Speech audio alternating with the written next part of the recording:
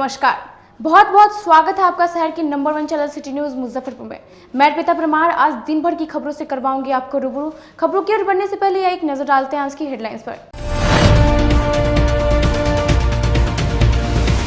जिला पुलिस को मिली बड़ी कामयाबी, दिघरा अपहरण कांड में पुलिस ने किशोरी को दिल्ली से किया बरामद। सदर थाना क्षेत्र के खपड़ा गांव से पुलिस ने ट्रैक्टर से 25 कार्टन शराब के साथ 2 धंधेबाजों को किया गिरफ्तार। अपने संतान की लंबी आयु की कामना को लेकर महिलाओं ने की जीवित पुत्री का व्रत। फिल्म स्टार कंगना रनौत की ऑफिस के बीएमसी द्वारा तोड़े जाने के विरोध में कई संगठनों ने महाराष्ट्र के मुख्यमंत्री उद्धव ठाकरे का जलाया पुतला। और तुर्की ओपी क्षेत्र के एक गांव में गोलीबारी का वीडियो वायरल होने के बाद पुलिस जुटी जांच में। और ये थी आज की हेडलाइंस। अब खबरें विस्तार से। दिघरा कांड का पुलिस ने पर्दाफाश करते हुए अपहृत किशोरी को दिल्ली से बरामद कर बुधवार को 164 के बयान के लिए न्यायालय में पेश किया। दिघरा रामपुर शाह गांव में किशोरी अपहरण मामले में पुलिस द्वारा ताबड़तोड़ कार्रवाई करते हुए किशोरी और एक युवक को दिल्ली से गिरफ्तार किया। इसके बाद पुलिस के द्वारा किशोरी को 164 के बयान के लिए मुजफ्फरपुर कोर्ट में पेश किया गया। जानकारी के अनुसार दिघरा कांड में कोई डकैती नहीं हुई थी और घटना के 2 दिन पूर्व से किशोरी गायब थी। ये बातें एसएसपी ने प्रेस वार्ता कर जानकारी दी। एसएसपी जयंतकांत ने बताया कि पुलिस को पहले दिन से ही पता था कि डकैती नहीं हुई है। के 4 सितंबर को मुजफ्फरपुर के सदर थाना क्षेत्र में एक सनसनीखेज घटना की रिपोर्टिंग हुई, जिसमें एक नाबालिग बच्ची की किडनैपिंग और डकैती की सूचना पुलिस को रिपोर्ट हुई। इसके बाद में पुलिस ने मौके वारदात पे पहुंची। मौके वारदात पे पहुंच करके सभी तथ्यों की जानकारी ली गई और उसके बाद में एक डकैती और लड़की की किडनैपिंग का केस हुआ, जिसमें एक टीम बनाई गई नगर पुलिस अधीक्षक के नेतृत्व में, जिसमें बाकी टीम के अन्य सदस्य थे, डीएसपी प्रोबेशनर्स, डीएसपी टाउन और अन्य सदस्य थे। इन्होंने लगातार इस केस का इन्वेस्टिगेशन करना शुरू कर दिया। इसी बीच में लोगों के बीच में एक प्रकार की अफवाह फैलने लग गई विभिन्न माध्यमों से कि लड़की को अगवा कर लिया गया है और अभी तक के बरामदगी नहीं की गई है। लेकिन जब इन्वेस्टिगेशन हुआ और जो एफआईआर में फोन नंबर दिया गया, उसके आधार पर पुलिस शुरू में ही इस कंक्लूजन पे पहुंचने लग गई कि लड़की की अपहरण की जो रिपोर्ट है वो 24 घंटे बाद दी गई थी और इसके बाद में लगातार फिर भी लोगों के बीच में एक अफवाह फैलनी शुरू हो गई और जिसकी लड़की की बरामदगी नहीं हो रही है और उसके साथ कोई हादसा हो गया है। इस घटना की सीरियसनेस को देखते हुए डीजीपी बिहार ने स्वयं इस मामले की मॉनिटरिंग लगातार पिछले 3 दिनों से करनी शुरू कर दी लड़की की बरामदगी के लिए।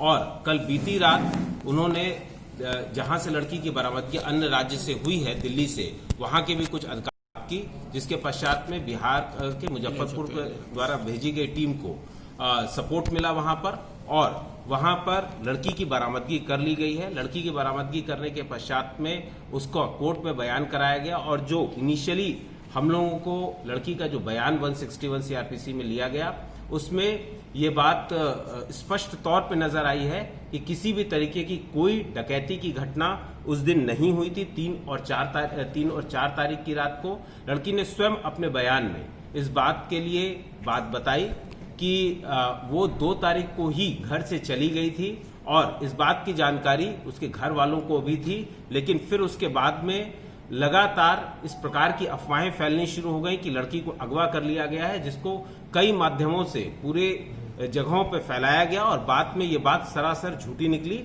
इस मामले में अब पुलिस पूरी तरीके से स्पष्ट कर चुकी है कि लड़की का किसी भी तरीके का लड़की के घर में कोई डकैती नहीं हुई थी और जो अपहरण हुआ था वो उन धाराओं में पुलिस इसमें आगे का इन्वेस्टिगेशन कर रही है। आगे है, कोई किडनैपिंग या डकैती नहीं हुआ था, लव मैटर है, लड़की भागी हुई थी। हाँ, लड़की भागी हुई थी। तो ये कैसे मतलब ये हो गया जो डकैती का बात आ रहा था, कैसे लोग? अब उतना हमको नहीं पता कैसे हुआ नहीं हुआ, बट लड़की भागी हुई थी। कब से तुम्हारा लव अफेयर चल रहा था? मेरा लव अफेयर लड़की के साथ नहीं चल, हम लड़की के कजन हुए, मेरा उसके साथ कोई अफेयर नहीं है। तुम लोग को कैसे पता चला कि मतलब हम लोग को वहाँ से कॉल आया था कि तो ऐसे ऐसे लड़की गायब है। तो हम लड़की ज़्यादातर हमसे कांटेक्ट रहती थी कांटेक्ट में, तो पता चला कि तुम ही तो नहीं भगाए। हम बोले नहीं, हम तो अपने घर है तो हमको कैसे पता है, हमको तो अभी पता चला। उसके बाद हम ढूंढे भी बहुत, बस इतना ही हम जानते हैं। अपनी संतान की लंबी आयु की कामना को लेकर महिलाओं ने 36 घंटे का निर्जला व्रत जीवित पुत्रिका की। संतान के सुख शांति समृद्धि और लंबी आयु की कामना का व्रत जीवित पुत्रिका गुरुवार को पूरे विधि विधान से व्रतियों ने किया। गुरुवार की सुबह व्रतियों ने झुगनी के पत्ते पर दही चूड़ा अपने पितरों को अर्पण किया और उनसे अपनी संतान की चिरंजीवी होने का आशीर्वाद लिया। संध्या बेला में शहर के प्रमुख मंदिरों में पुरोहितों से व्रतियों ने जीवित वाहन का पूजन करवाया और जितिया धारण किया। यह व्रत को संतान की लंबी उम्र की लिए किया जाता है। यह 3 दिनों तक चलने वाला कठिन जीवित पुत्रिका व्रत किया जाता है। पुत्र की रक्षा के लिए होता है जितिया व्रत। पुत्र की रक्षा के लिए किए जाने वाला व्रत जीवित पुत्रिका या जितिया व्रत आज है। आज के दिन माताएं अपनी संतान की रक्षा और कुशलता के लिए निर्जला व्रत करती हैं। जीवित वाहन के नाम पर ही जीवित पुत्रिका व्रत का नाम पड़ा। इसका मंत्र है ओम कर्पूर गौरम करुणावतारम संसार सारम भुजगेंद्रहारम सदा वसंतम हृदयारविंदे भवम भवानी सहितम नमामि। तीसरे दिन इस व्रत का विधि अनुसार पारण किया जाता है। यह व्रत 3 दिनों तक का होता है। पहला दिन नहा खाए, दूसरे दिन और रात उपवास, तीसरे दिन इसका पारण किया जाता है। जीवित माता के साथ गंगा जी की आरती पूजन की जाती है।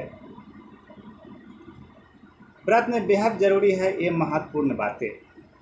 व्रत कोई भी हो उसका अर्थ हमेशा ही संयम होता है।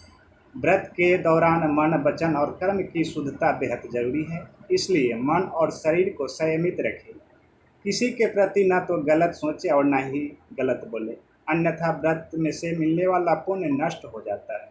वहीं पर अगर गर्भवती महिलाएं यह व्रत करना चाहें तो घर की बुजुर्ग महिलाओं से राय लेकर ही बेहतर होगा।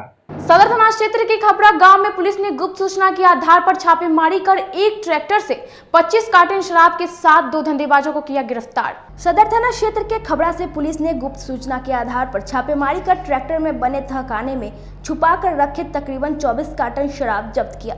मौके से पुलिस ने ट्रैक्टर ड्राइवर छपरा के मसरक के प्रदीप मांझी और धंधेबाज खबरा के गौतम कुमार को गिरफ्तार किया। सदर थाना अध्यक्ष संजीव कुमार निराला ने बताया कि गुप्त सूचना के आधार पर खबरा में गुरुवार की अहले सुबह छापेमारी की गई, जिसमें ट्रैक्टर के डाले के नीचे बने तहखाने में छुपाकर ले जा रहे 24 कार्टन शराब समेत ट्रैक्टर को जब्त किया गया है। मौके से 2 आरोपितों की गिरफ्तारी की गई है। गिरफ्तार दोनों से पूछताछ कर आगे की कार्यवाही की जा रही है। छानबीन में पता लगा कि दोनों इसी तरीके से काफी दिनों से शराब सप्लाई का धंधा करते हैं। दोनों का पूर्व का रिकॉर्ड भी खंगाला जा रहा है। एफआईआर दर्ज कर दोनों को जेल भेजने की कवायद की जा रही है। उक्त शराब की खेप को छपरा से लाने की बात बताई गई है।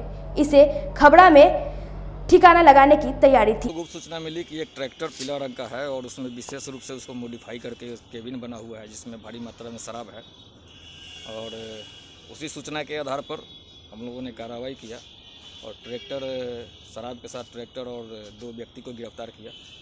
उसमें एक व्यक्ति पहले भी इसी तरह के विशेष रूप से मॉडिफाई पिकअप में शराब के साथ इसी थाने से उनका शराब बरामद हुआ, लेकिन ये घटनास्थल से भाग गए थे।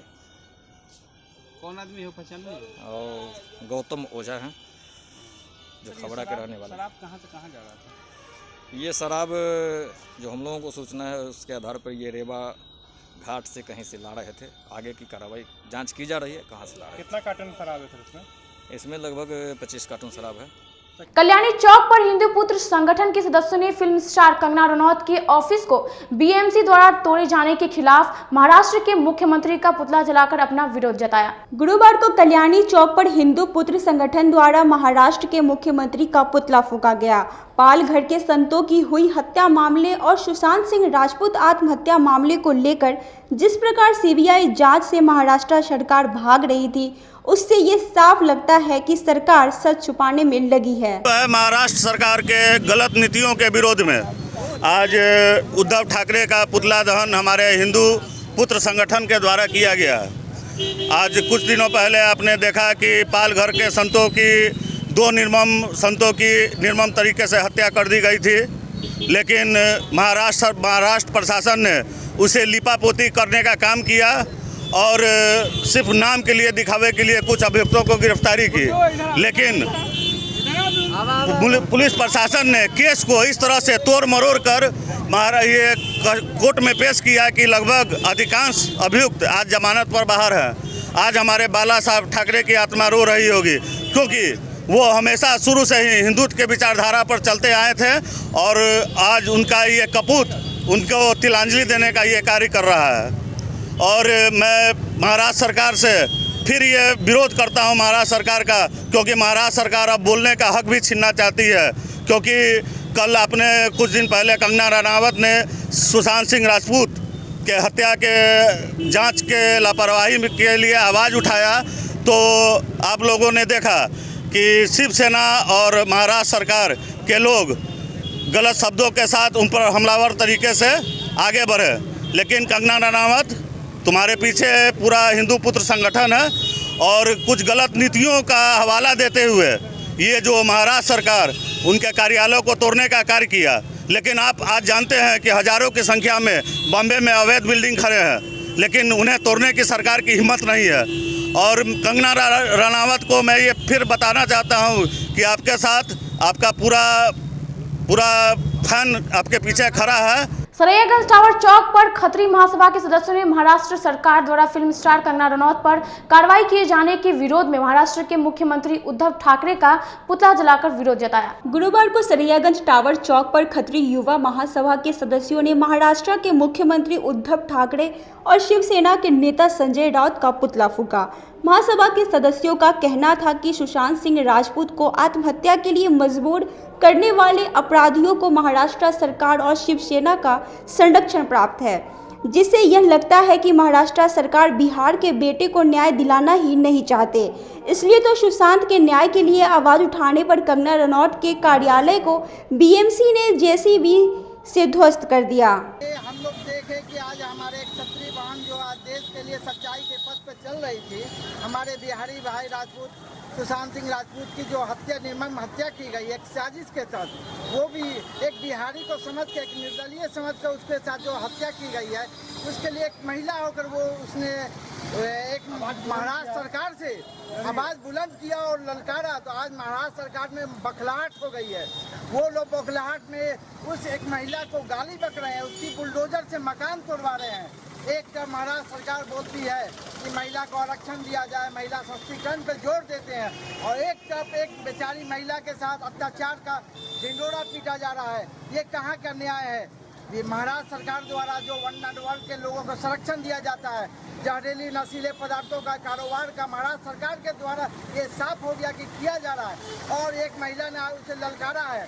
आज एक कंगना रनावत का आर लग गया है। जिस प्रकार रावण का घमंड खत्म हुआ था, हम लोग जानते हैं कि ये महाराष्ट्र सरकार भी उसी तरह से ठहर जाएगी। साहिबगंज थाना क्षेत्र के पकड़ी असली गांव में व्यवसायी की पीट कर हत्या कर दी गई। गुस्साए लोगों ने आरोपितों के घर को तोड़-फोड़ कर आग के हवाले कर दिया। साहिबगंज थाना के पकड़ी असली गांव में बुधवार को पुरानी अदावत में एक व्यवसायी की पीट कर हत्या कर दी गई। घात लगाए हमलावरों ने लाठी डंडे व ईंट पत्थर से उन पर हमला कर दिया। घटना के वक्त वह बाइक से मुरहर पेट्रोल पंप से डीजल लेकर घर लौट रहे थे। मृतक व्यवसायी मंटू तिवारी बंगरा निजामत गांव के रहने वाले थे। घटना दोपहर करीब 3 बजे हुई। इसकी सूचना पर बंगरा निजामत गांव व आसपास के ग्रामीण मौके पर जुट गए। शव के साथ SH-74 के नीम चौक पर प्रदर्शन करने लगे और SH जाम कर दिया। कुछ आक्रोशितों ने पकड़ी असली गांव जाकर आरोपितों के घर पर तोड़फोड़ की व बथान को फूंक दिया। मौके पर पहुंची पुलिस को भी खदेड़ दिया। इसके बाद SDPO सरैया समेत कई थाने की पुलिस पहुंची और हत्यारोपित समेत कई को हिरासत में लिया। व्यवसायी के शव को भी पुलिस अपने कब्जे में नहीं ले सकी है। मृतक को 3 बेटियां और 1 बेटा है। देर रात तक हाईवे जाम रहा। मृतक व्यवसायी के परिजनों ने बताया कि ये घटना आपसी रंजिश का नतीजा है। देवेंद्र सिंह पकड़ी वाला अब बुला कर ले गया है, वो नहीं फंसेगा। भी तो फंसेगा। वहाँ क्या क्या पड़ा हुआ था, आप लोग गए थे? कौन तब पता है, अब झूठ कौन पुलिस है कौन प्रशासन होता तो हम पहचानते नहीं है। वहीं सरैया एसडीपीओ राजेश शर्मा ने बताया कि घटना को अंजाम देने वाले 2 लोगों को गिरफ्तार कर लिया गया है। तो उसमें प्राथमिकी दर्ज की जा रही है मंटू तिवारी के परिजनों की तरफ से, और प्राथमिकी दर्ज करने के बाद जो क्या कहते हैं नहीं जी, कुछ लोगों को जो है वहाँ सुरक्षा में करके निकाला गया था, और उनमें जो मेल मेंबर हैं उनको हिरासत में लिया गया है तत्काल, मनीष और रितेश करके। भगवानपुर चौक पर बेरोजगारी के मुद्दे पर विभिन्न सामाजिक संगठनों के सदस्यों ने सरकार के खिलाफ प्रदर्शन कर सरकार विरोध नारे लगाए। गुरुवार को भगवानपुर चौक पर विभिन्न सामाजिक संगठनों के द्वारा बेरोजगारी को लेकर सरकार के खिलाफ जमकर प्रदर्शन किया गया, साथ ही सरकार के खिलाफ जमकर नारेबाजी भी की गई। प्रदर्शन कर रहे विभिन्न सामाजिक संगठनों के सदस्यों ने बताया कि बेरोजगारी की संख्या लगातार बढ़ती जा रही है, सरकार को रोजगार देनी चाहिए तो सरकार तरह तरह के हरकंडे अपनाकर युवाओं के भविष्य के साथ खिलवाड़ कर रही है। युवाओं के भविष्य के साथ खिलवाड़ हो रहा है, इसके लिए शांतिपूर्ण तरीके से राजपा के कार्यकर्ताओं द्वारा यहाँ पे अपना मांग को लेकर एक शांतिपूर्ण तरह से प्रदर्शन था। इस प्रदर्शन में कुछ राजद के और कुछ हमारे उपद्रवी तत्वों द्वारा हंगामा का माहौल देना किया गया है, लेकिन हम लोग शांत करा के गाड़ी को साइड करवा दिए हैं। किसी गाड़ी को बाधित नहीं किया गया है, लेकिन कुछ लोग चाहते हैं कि राजनीति में दूसरा रूप देना, लेकिन हम लोग अपने संयम और विवेक का परिचय देकर और इसी तरह का कुछ बवाल नहीं हुआ। आपका क्या मुद्दा है? हम लोग का मुद्दा है कि जो बेरोजगारों के युवाओं को जो भविष्य को अंधकार में डाल दिया गया है। वहीं प्रदर्शन के कारण भगवानपुर चौक पर घंटों जाम लगी रही। जाम में फंसे राजद के कार्यकर्ता प्रदर्शन कर रहे कार्यकर्ताओं से भिड़ गए। इस घटना में राजद कार्यकर्ता और प्रदर्शन कर रहे दोनों के बीच हाथापाई भी हुई। बिहार विश्वविद्यालय में बेड के छात्रों का अनशन चौथे दिन भी जारी रहा। इस दौरान एक छात्र की हालत बिगड़ी, जिसे अस्पताल में भर्ती कराया गया। विगत 4 दिनों से बिहार विश्वविद्यालय में आमरण अनशन पर बैठे बीएड के उत्तीर्ण छात्र छात्राओं से अब तक विश्वविद्यालय प्रशासन ने मिलना भी जरूरी नहीं समझा, जबकि धरने पर बैठी सविता कुमारी की हालत खराब होने के बाद उन्हें सदर अस्पताल में भर्ती करना पड़ा। आपको बता दें कि विगत 4 वर्षों से इन बीएड उत्तीर्ण छात्र छात्राओं का मूल अंक पत्र और मूल प्रमाण पत्र न तो दूरस्थ शिक्षा केंद्र से मिला और न ही बिहार विश्वविद्यालय से, जिस कारण मजबूरन इन छात्र छात्राओं को आमरण अनशन पर बैठना पड़ा। तारीख से बैठे हुए हैं।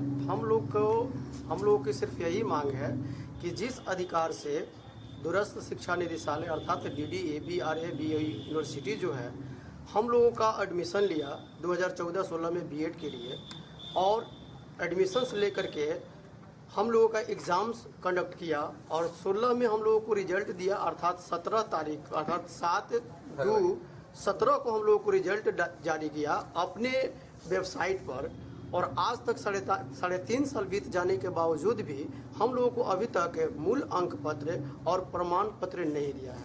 हम लोग यही चाहते हैं कि वो जिस अधिकार से ये सारा व्यवस्था ठीक किया है, उसी अधिकार से हम लोगों का मूल अंक पत्र और प्रमाण पत्र दे, ताकि हम लोगों के जो सभी शिक्षक के जो नौकरी दाव पर लगी हुई है और छठे चरण में जो लोग भी स्टूडेंट छटे हुए हैं उनकी बहाली हो जाए।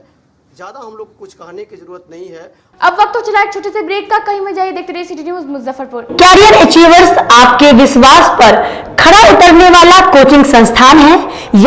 हमारे यहाँ मेडिकल, IIT, JEE तथा फाउंडेशन की तैयारी भी कराई जाती है। इसके अलावे exclusive batch JEE mains, advance की भी क्लासेस चलाई जाते हैं। छात्र छात्राओं को 100% स्कॉलरशिप की भी व्यवस्था है। यहाँ से कितने छात्र छात्राएं सफलता की सीढ़ी चढ़ चुके हैं। Classes taken by top mentors, तो हमारे यहाँ अवश्य पधारें।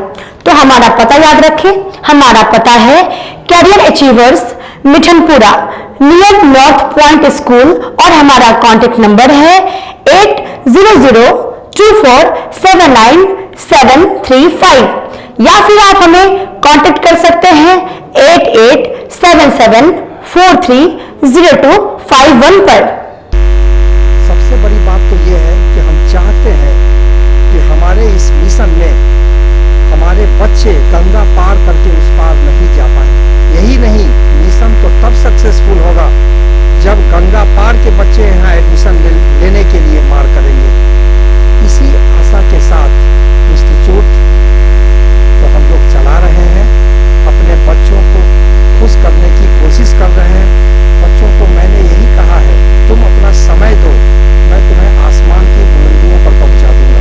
मुजफ्फरपुर की शान और अपने कलाकृतियों से बॉलीवुड के स्टारों में अपनी पहचान बना चुका बाबा की दुकान लहठी भंडार पिछले 50 वर्षों से आपके पसंद का ख्याल रखती है। यहाँ से लाह की बहुरानी सेट बॉलीवुड की स्टार ऐश्वर्या राय ने अपनी शादी में पहनी थी। यहाँ से राजनीतिक गलियारों के नामचीन चेहरों की दुल्हन भी सजी थी। हमारे यहाँ शादी सेट, बहुरानी सेट, जयमाला सेट, लाह के फैंसी आइटम कुशल कारीगरों द्वारा निर्मित कराई जाती है। इसके अलावा चूड़ा सेट, कंप्यूटर चूड़ा, कुंदन चूड़ा, वाटरप्रूफ चूड़ा, चुंदरी 3 बुंदिया, बंग बंगरी, हिंगलू, पात चूड़ा, जंगली चूड़ा का भी निर्माण अपने कारीगरों द्वारा कराती है। यही नहीं, लाह से बनी कान का टॉप्स, रिंग, नथ, गला का हार, मांग टीका, पेन स्टैंड, हाथी, बिछिया, ग्लास, करा भी बनाती है। तो एक बार हमारे यहाँ अवश्य पधारे। बाबा की दुकान लहठी भंडार, इस्लामपुर, मुजफ्फरपुर। हमारा कांटेक्ट नंबर है 9308620444। 40-50 साल से जो हमारी दुकान है ये बाबा की दुकान लहठी भंडार, समझे ना, पुश्तैनी हम लोग का काम ही है। और हमारे यहाँ जो है जितने भी है, जैसे कि ऐश्वर्या राय के यहाँ लहठी गया, हमारा सचिन के यहाँ गया है, और आपके जो है तेज प्रताप सिंह, अभी लालू प्रसाद के लड़के की शादी हुई है, उसमें भी लहठी भेजा गया था। और हमारे यहाँ जो है ना बहुरानी सेट है, जैसे कि है कुंदन सेट है, और जैसे कि हम लोग जो डिज़ाइन जो है सेलेक्ट करते हैं जो लगन के ऊपर जो है, जैसे कि कस्टमर का चॉइस देखते हैं हम लोग हैं, उसी टाइप से हम लोग जो है माल तैयार करते हैं। और कलर है मैचिंग, हमारे यहाँ सबसे विशेषता है कि हर तरह के लहंगे का जो है ना मैचिंग तुरंत हैंड टू हैंड हम लोग लगा के दे देते हैं। हम पढ़ाते नहीं, हम बच्चों में विश्वास जगाते हैं। Christ Jyoti international school, based on CBSE curriculum with को एजुकेशन। इस स्कूल में प्रत्येक विषयों के लिए अनुभवी शिक्षकों का समूह है। विद्यार्थियों को अलग से ट्यूशन पढ़ने की आवश्यकता बिल्कुल नहीं है। बच्चों को प्रत्येक विषयों के लिए अलग से अतिरिक्त कक्षाएं दी जाती हैं। साइंस और कंप्यूटर लैब की व्यवस्था के साथ उत्तम खेल कूद के लिए बड़ा सा कैंपस भी है। नर्सरी के बच्चों को खेल कूद की विधि से पढ़ाई जाती है। केंद्रीय माध्यमिक शिक्षा बोर्ड पर आधारित पाठ्यक्रम से कक्षा प्ले हाउस व नर्सरी से 8वीं वर्ग तक ये नामांकन प्रारंभ है। तो नामांकन के लिए तुरंत संपर्क करें। हमारा पता है क्राइस्ट ज्योति इंटरनेशनल स्कूल, धर्मोदय स्थली, माधोपुर सुस्ता, मुजफ्फरपुर।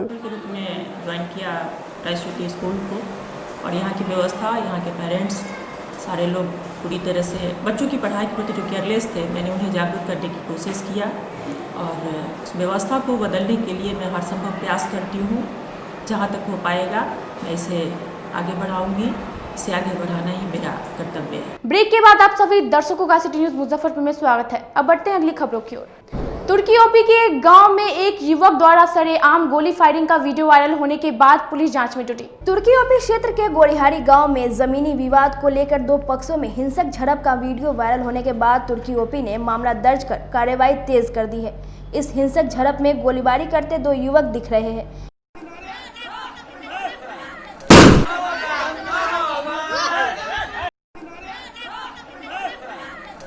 इस झड़प में घायल एक पक्ष के लोगों ने तुर्की ओपी में गांव के दबंगों के खिलाफ नशे में मारपीट कर गोली चलाने का आरोप लगाते हुए मामला दर्ज कराया है। पीड़ित घायल रोशन कुमार ने बताया कि मंगलवार की देर रात गांव के दबंगों ने शराब के नशे में मारपीट करते हुए गाली गलौज करने लगे। विरोध करने पर उन लोगों ने गोली चलाना शुरू कर दिया, जिससे आधा दर्जन लोग घायल हुए हैं। वहीं मामला दर्ज कर पुलिस जाँच में जुट गई है। सुबह पहर 9 बजे हम ड्यूटी के लिए निकल रहे थे, खाना वाना खा के, और उसके बाद वो लोग पहले फायरिंग किए। फायरिंग करने के बाद है हम अपना बचाव के लिए ईंटा रोड़ा चलाए। हम लोग 5 आदमी थे, वो लोग 10-12 आदमी थे, करीब 12 आदमी थे वो लोग। और उसके बाद रात में भी हुआ, रात में वो लोग पी खा के घर में घुस गए। हम लोग नहीं थे, 9 साढ़े 9 में ड्यूटी से आए तो मालूम चलने के बाद हम लोग सुबह पर बोले, गाली भी थोड़ा दिए तो लोग हावी हो गए। कौन लोग फायरिंग किए?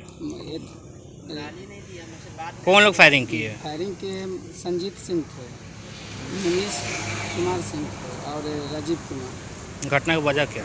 घटना की वजह कुछ नहीं, वही रात में वो लोग पी के आया वो लोग पहले से भी केस किए हुआ था। केस किए हुआ है, इसका कारण क्या है? हम लोग केस नहीं किए हुए हैं। वो सोचते हैं कैसा वो पिन मारे और उसके बाद फिर थाना वाला को रिपोर्ट करे, थाना वाले लोग का अरेस्टिंग करे हम लोग को, लेकिन ऐसा हुआ नहीं। वो लोग फायरिंग के हम लोग वीडियो बना के डाल दिए सोशल मीडिया पर। कितने लोग आप लोग घायल हैं? हम लोग का घायल 5 लोग हैं। थाना में आवेदन दिया? दे दिए। आरोपी लोग कहाँ हैं? आरोपी लोग गांव में घूम रहे हैं। क्या चाह रहे हैं आप? हम लोग चाह रहे हैं जितना जल्दी अरेस्टिंग हो, नहीं तो रात बिरात हम लोग सोए हुए फिर आके कहीं हमला कर दे, कहीं बम फेंक दे घर पे। बहुत बात है। जाप के सदस्यों ने प्रेस वार्ता कर कंगना रनौत के साथ खड़े रहकर बिहार के बेटे सुशांत सिंह राजपूत को न्याय दिलाने की बात कही। गुरुवार को कंपनी बाग स्थित शहीद स्मारक स्थल पर जाप के कार्यकारी अध्यक्ष अजय यादव ने प्रेस वार्ता कर यह बताया कि कंगना रनौत के बयान को तोड़ मरोड़ कर महाराष्ट्र की उद्धव सरकार एवं शिवसेना के नेता संजय राउत इस्तेमाल कर रहे हैं। बीएमसी के द्वारा उनके कार्यालय को तोड़ा जाना यह बताता है कि सरकार उनकी आवाज को बंद करना चाहती है। जाप के सभी सदस्य कंगना रनौत के साथ हैं, जरूरत पड़ी तो मुंबई भी जाएंगे। कंगना रनौत कथन मुंबई किसी का बाप का नहीं है और बढ़ा चढ़ाकर एवं गलत तरीके से महाराष्ट्र सरकार के मुख्यमंत्री उद्धव ठाकरे एवं शिवसेना के नेता संजय राउत के द्वारा कंगना रनौत जी का प्रति किए गए टिप्पणी एवं उद्भावना के ग्रसित होकर बीएमसी के द्वारा बुलडोजर लगाकर कंगना रनौत के कार्यालय सह आवास को बर्बाद किया गया। ये अतः दुखंत एवं निंदनीय कार्य है, जिसके लिए महाराष्ट्र सरकार के मुखिया एवं नेतागण की भारतीय सराहना की जाती है। उद्धव ठाकरे एवं संजय राउत के द्वारा तत्काल कंगना रनौत से माफ़ी मांगना चाहिए। साथ ही क्षतिपूर्ण भरपाई की मांग करते हैं। 1 सप्ताह के अंदर कंगना रनौत जी का माफ़ी मांगें। उनके जो घर पे बुलडोजर चलाया गया है, सुशांत जी के हत्या की आवाज़ उठा रहे हैं ज़बरदस्ती, ये हमारी भी बेटी हो सकती है सर, हमारी भी बहन हो सकती है। उस जगह अगर मेरी बेटी और बहन आवाज़ उठाती तो महाराष्ट्र की सरकार हमारी बहन बेटी पे भी वह अत्याचार होता जो आज कंगना रनौत जी के साथ हो रहा है।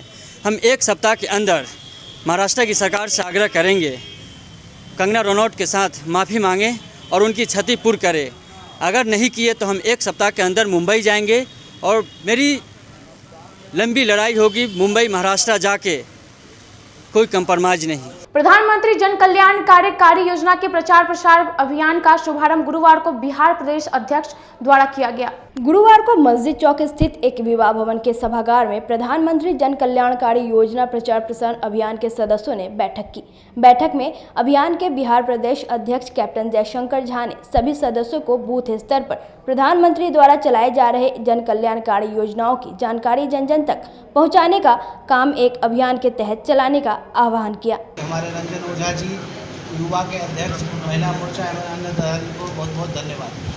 इस कार्यक्रम और इस बैठक का उद्देश्य है कि प्रधानमंत्री जी द्वारा जितने भी जन कल्याणकारी योजनाएं हैं उनको जन जन तक पहुंचाने के लिए संगठन का विस्तार और सुविधा केंद्र के माध्यम से गरीबों, वंचितों, शोषितों को जो योजनाएं हैं उसका लाभान्वित कराने के लिए प्रारूप तैयार करना, उनको सभी कार्यकर्ताओं को संकल्प लेना है कि जितनी जन कल्याणकारी 203 जन कल्याणकारी योजनाएं जो है जनहितैषी योजनाएं हैं उनका जन जन तक प्रचार करके उनको लाभान्वित कराना।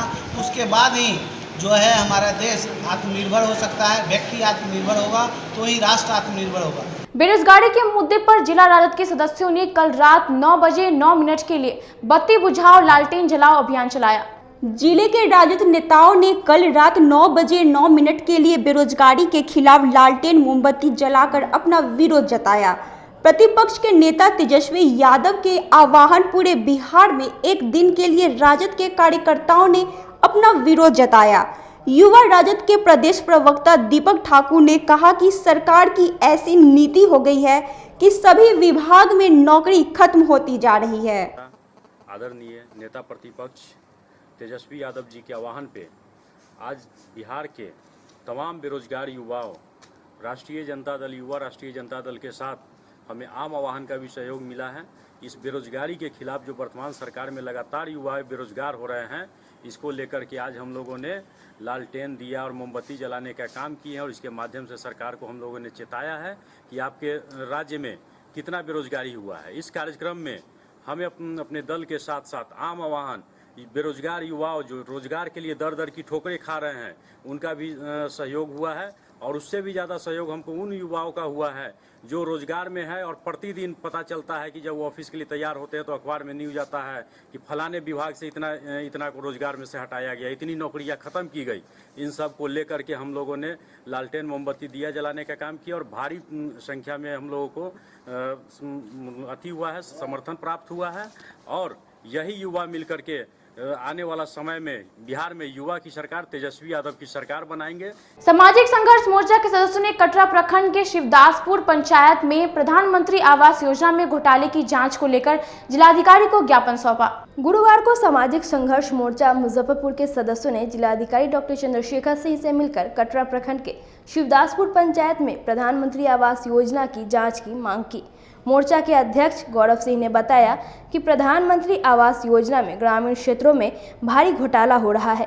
प्रशासनिक स्तर पर इसकी जानकारी होने के बावजूद इसे लेकर मुखिया और ग्राम सेवक, ग्रामीण आवास सहायक पर कार्यवाही नहीं हो रही है। प्रखंड के शिवदासपुर पंचायत का मामला है। प्रधानमंत्री आवास योजना ग्रामीण में भारी भ्रष्टाचार हो रहा है। जिनको पहले से घर है, दुकान है, मकान है, जो हर रूप से पहले से संपन्न है, उनको प्रधानमंत्री आवास योजना ग्रामीण का पैसा उपलब्ध कराया जा रहा है। जो गरीब है, लाचार है, बेसहारा है, उनको या तो पैसा मिलता नहीं है और मिल भी जाता है तो मुखिया पति और उनके गुंडे हर किस्त में से ज़बरदस्ती 10 से 15 हज़ार रुपये निकलवा रहे हैं। मामला कटरा प्रखंड के शिवदासपुर पंचायत का है। मुखिया ममता देवी और उनके पति और उनके गुंडे मिलकर वहाँ के आम नागरिकों को सता रहे हैं। प्रधानमंत्री आवास योजना ग्रामीण में जो भी पैसा जा रहा है गरीबों को ज़बरदस्ती उनसे हर किस्त में से पैसा निकलवाया जा रहा है। आज कटरा प्रखंड के सारे भाई लोग जो हैं सारे वहीं से आए हुए हैं और हम लोग इसी संदर्भ में डीएम महोदय से मिलकर यह ज्ञापन दिए हैं। और हमारा कहना है कि अगर 2 दिन के अंदर दोषी मुखिया, दोषी आवास सहायक पे कार्रवाई नहीं होती है तो हम सभी लोग जिलाधिकारी परिसर में आमरण अनशन पर 14 तारीख से लेटने वाले हैं। 2 दिन का हम लोग जिलाधिकारी महोदय को वक्त देते हैं, क्योंकि इससे पहले भी हमने हजारों एप्लीकेशन दे दिया है, आज तक कोई भी कार्रवाई नहीं हुई। ऐसा प्रतीत होता है मानो जिलाधिकारी महोदय उन भ्रष्टाचारियों से मिले हुए हैं। बिहार छात्र संघ के सदस्यों ने विश्वविद्यालय में प्रदर्शन कर अपना ज्ञापन विश्वविद्यालय प्रशासन को सौंपा। बिहार विश्वविद्यालय में बिहार छात्र संघ के सदस्यों ने परीक्षा पेंडिंग रिजल्ट सुधार समेत अपनी 8 सूत्री मांगों को लेकर प्रदर्शन किया। छात्र संघ का आरोप है कि विश्वविद्यालय लगातार हम लोगों की मांगों को अनदेखी कर रही है। छात्र संघ ने मुख्य रूप से पीजी में नामांकन के लिए आवंटित सीटों की संख्या बढ़ाने जाने तथा कट ऑफ मार्क्स फॉर्म भरने के पूर्व वेबसाइट पर देने की मांग की। मांगे नहीं माने जाने पर आंदोलन को तेज करने की बात इन्होंने की है। जो नामांकन हुआ है उसमें 50% ही सही मायने में नामांकन हुआ है, जो कि कट ऑफ के माध्यम से हुआ है। बाकी 50% जो है दलाली के थ्रू हुआ है। 2000-5000 पे सीट बुकिंग हुआ है। हम लोग का मांग है, बिहार छात्र संघ का मांग है कि पीजी का जो सीट लिस्ट है उसको बढ़ाया जाए, क्योंकि जितने बच्चे ग्रेजुएशन करते हैं वो सभी में से कम 10% काट दीजिए तो 90% चाहे 80% बच्चा तो पीजी करेगा ही। तो इसलिए हम लोग का मांग है कि पीजी का सीट बढ़ाया जाए, ताकि सभी कॉलेज में, जिस कॉलेज में ग्रेजुएशन की पढ़ाई होती है उस कॉलेज में भी पीजी का नामांकन शुरू किया जाए। और जितने भी स्टूडेंट का पेंडिंग रिजल्ट था पार्ट 1 वाला उसको क्लियर किया जाए, ताकि जो पार्ट 2 का फॉर्म भरा रहा है वो बच्चे आसानी से फॉर्म भर सके। ये सिर्फ आश्वासन आज सिर्फ देने आए थे, ज्ञापन। अगर जल्द से जल्द हमारी मांग पूरी नहीं हुई तो बहुत बड़ा आंदोलन करेंगे। और आज के लिए बस इतना ही। कल फिर हाजिर होंगे कुछ नई खबरों के साथ। तब तक के लिए मुझे और मेरी पूरी न्यूज़ टीम को दीजिए इजाज़त। नमस्कार।